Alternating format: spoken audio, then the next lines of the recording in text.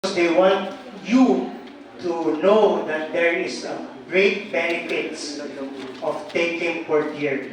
Kasi, ito hindi, mamaya ko na-share kasi medyo bata pa siya. But this person, she's very hardworking.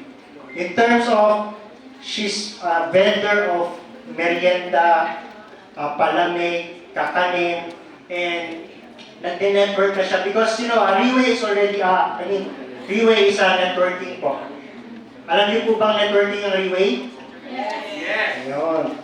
And hardworking because meron siyang 8 anak. What? Konti lang. Ano marami? 12. Joke lang. So, very hardworking siya kasi nung first time na meet ko siya, sabi niya, "Sir, first time ko mag-share ng testimony." Pero nung nag-share siya last time, hindi na siya kaya paupain sa stage. Pero right now, again, she will share her testimony to be, para ma-inspire kayo sa kanya. And I hope you listen to her. So, without further ado, please help me welcome our rising star, Genevieve Anislag. Please give her a round of applause.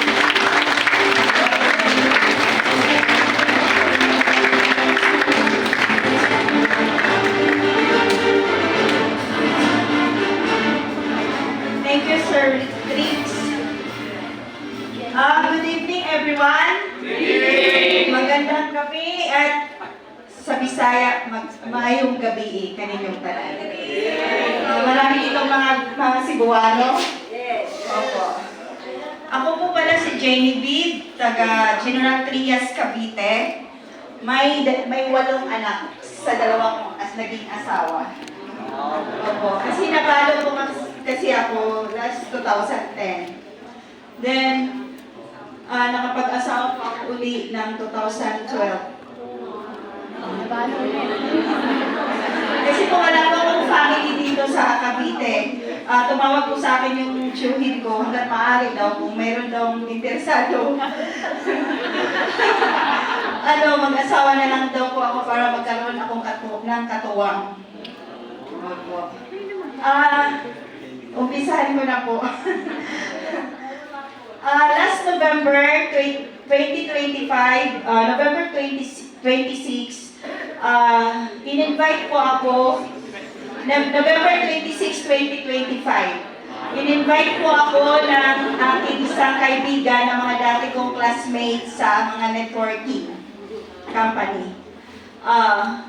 Inanyayahan niya po ako na dumalo sa isang event, presentation sa McDo General Trias, sa Arnaldo. Tapos, masama na po ang pakiramdam ko nung time na yon. Hindi po talaga ako totally interesado na pumunta doon sa event. Kasi po, dumanas po ako ng anxiety dahil sa sobrang pagod sa pagtatrabaho. Ang disenyo po kasi ng trabaho ko ay pagtitinda, vendor sa loob ng aming subdivision. Everyday po yan, kasi po sa dami ko pong alaga, kailangan ko pong may katuwang, magiging katuwang ng aking asawa sa paghanap buhay. So, sa maikling salita, pumunta pa rin po ako sa event at napakinggan ko ang presentation. Nakita ko kasi dati na akong networker, so napawaw po ako, silent lang, doon lang sa upuan, nasabi ko, ito na yung magandang company, maganda ang product, given na talagang maganda ang product. Hanggang sa na-try ko yung product, na-try ko yung product after nung event, na-try ko ang product. Kasi nung time na yon, masama po ang pakiramdam ko, mabigat yung aking katawan, parang wala na akong ganang gumalaw or umalis. Ayaw ko na nga pong makipag-usap kasi parang negative na po ako. Kasi marami na akong nararamdaman sa katawan ko na feeling ko, kasi pain na po buong katawan ko, pain. Lagi masakit ang tagiliran ko, yung likod ko lahat.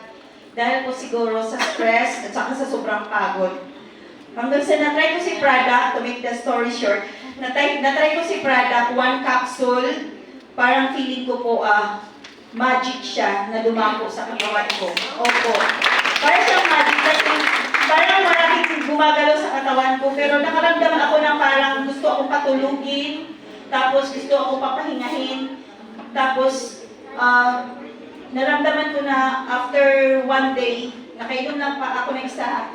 After 1 day, gumaan yung pakiramdam ko, tapos nagpositibo yung pananaw ko, nagpositibo yung pananaw ko sa product. Sabi ko, iba tong product na to, kakaiba siya sa lahat kasi hindi naman siya supplement lang talaga stem cell. Walang-wala sa ibang mga product. Sabi ko, iba, amazing ang product, napaka-amazing. Kaya nagpasalamat ako sa aking mga upline. I-acknowledge ko po ang aking mga upline, si Ma'am Aubrey Pavo Aubrey, Jello, si Sis Jane. Si Sis Jane po talagang nag-invite sa akin. Sila Ma'am Lani, si Ma'am Mera. Thank you po. Nagpasalamat po ako sa aking mga upline kasi po, naniwala po ako na ang pagpasok ko dito sa Railway ay isang magandang with a purpose, plan ni God talaga na dito na ako sa Railway. Dito na po talaga. Naikabit na po yung pin ko. Today. Ngayon po, nandito sa akin yung pin. Kaya na po ako, officially registered na po ako sa Railway. Okay. Meron na rin po akong direct na invite na nag-member na rin po. Possible, meron na rin po akong mga nakapila na gustong bumili ng product at gusto pong mag-share. Opo. Kaya, sa mga hindi pa po nakatry, itry niyo po talaga kasi para sa akin, to try is to believe. To try the product is to believe. Kasi pag hindi ko po na-try, wala ka pong testimonya, hindi ka po effective na mag-share. Opo. Kaya thanks God po na ipinadala po ako ng Panginoon na magiging isang health educator sa pamagitan ng railway company. Kasi ang pagtatrabaho bilang isang railway educator at isa pong ministry para sa akin. Na-reach out ko po ang mga ka-churchmate ko. I would like to acknowledge po, may mga bago akong nakilala dito, mga ka-churchmate ko, taga Bacoor. Ayan po sila, oh. Nakikinig ko po sila nag-uusap habang pumipila kami para doon sa food.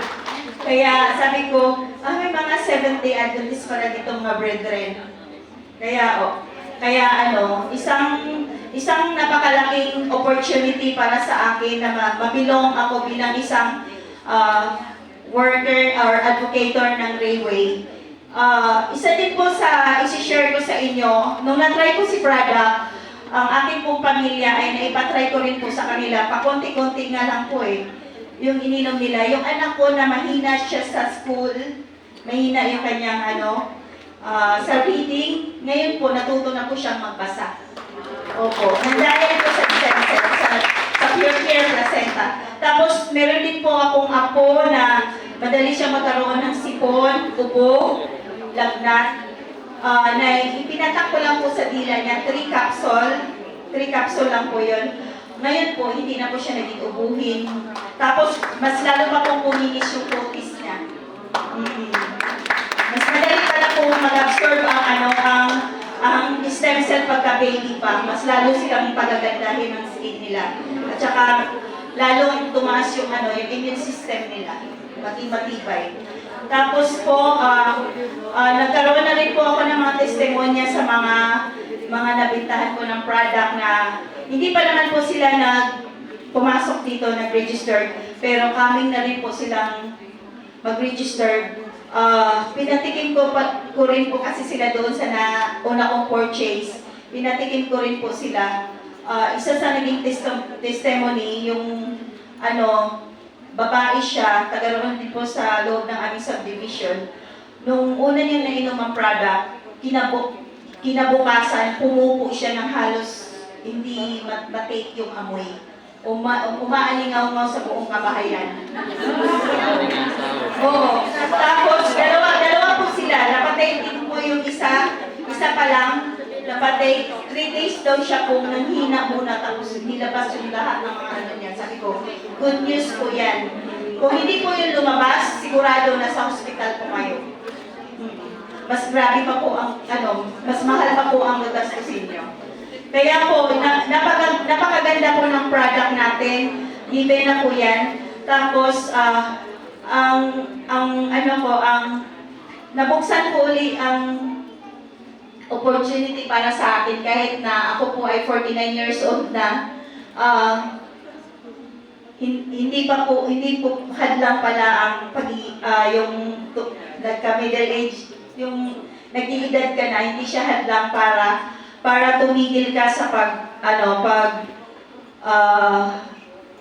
pag-grab ng mga opportunity. Kailangan mo pa rin, taasan pa rin po yung, yung pangarap mo. Kasi po, mahirap po talaga maging mahirap. Mahirap po maging mahirap. Tulad po sa mga naranasan ko.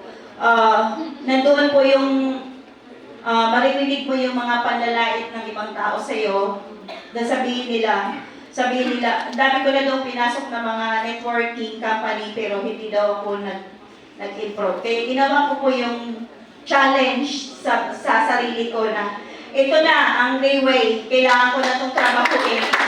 Kailangan ko na gumalaw ng full-time sa Rayway dati po kasi lang ako part-time. Ngayon, nagkaroon na ako ng isang downline na nag-avail ng product natin at pwede na rin siya maging leader. Mas lalong tumaas yung kumpiyansa ko na ituloy-tuloy ko na po ang pagiging isang health educator ng Rayway.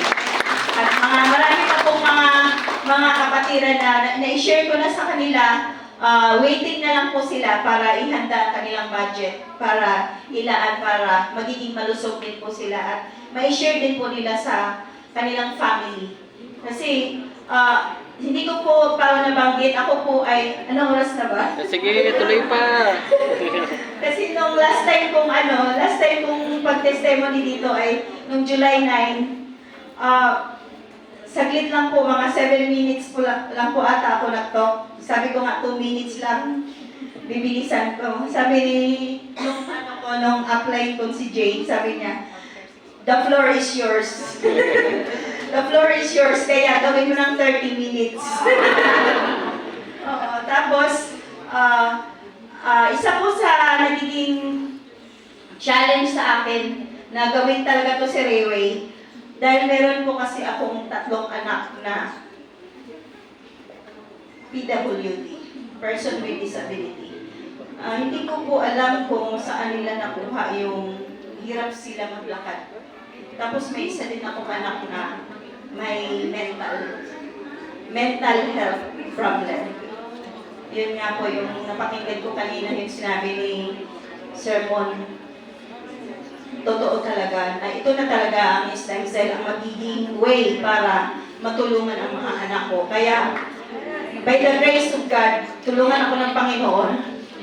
Marami pa po ang nasiran ko about sa product para makaligpit po ako ng Panginoon ng aking family. Na hindi ko na kailangan dukutin sa bulsa ko ang panggastos, kundi tatrabahuin ko na po para makainom at makatulong sa ating mga kapwa na mga Pilipino na nasa ating lugar sa Philippines, na mga family ko at mga friends ko na makarating sa kanila ang pabalita or sharing about sa product na to at ang marketing plan ng Rayway ay napakaganda po. Kaya nung una ako ay hindi lang talaga nag-focus para sa kita, kundi ang binigyan ko talaga ng focus ay ang pagkaroon ng magandang kalusugan ang bawat isa sa amin. At pag nagmula sa amin, pag naayos na yung family ko, ang mga anak ko, makapaglakad na sila ng maayos at matulungan sila sa product, mas lalo magiging marami na ang magiging pumasok dito para i-avail ang product at gumawa din ng opportunity na to para matulungan din po ang kanilang pamilya. Yan po ang isa sa mga nagiging experience ko dito sa pag-take ng product ng railway. Yun ang kaibahan. Stem cell is the best talaga kaysa mga supplements na ito. Kaya, kung sino po lang po ang hindi nakatake sa atin ng mga product ng Pure Tears, placental stem cell, oral live stem cell, i-try nyo po. Talagang totoo po talaga na nakakatulong sa mga karamdaman natin. At unang-una, yung isip natin talagang lumiwanag, magkaroon ng clarity. Pati yung lakas natin ibabalik, yung kalakasan natin ng kabataan, ibabalik niya. Naranasan ko po. Kasi dati, pag lumakad ako sa initan, hindi ko kaya. Ngayon kaya ko na. Na-observe naman kapitbahay ko, sabi nila, napakainit ang panahon, naglalakad ka, nagtitinda sa design ng trabaho, vendor sa palengke.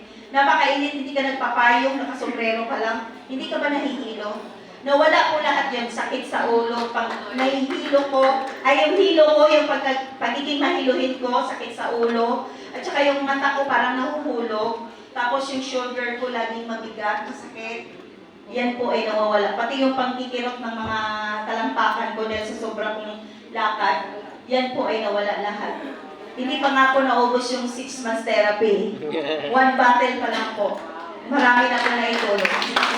Kaya po, dito na lang po ako magtatapos. Maraming salamat po sa pakikinig niyo sa aking testimony.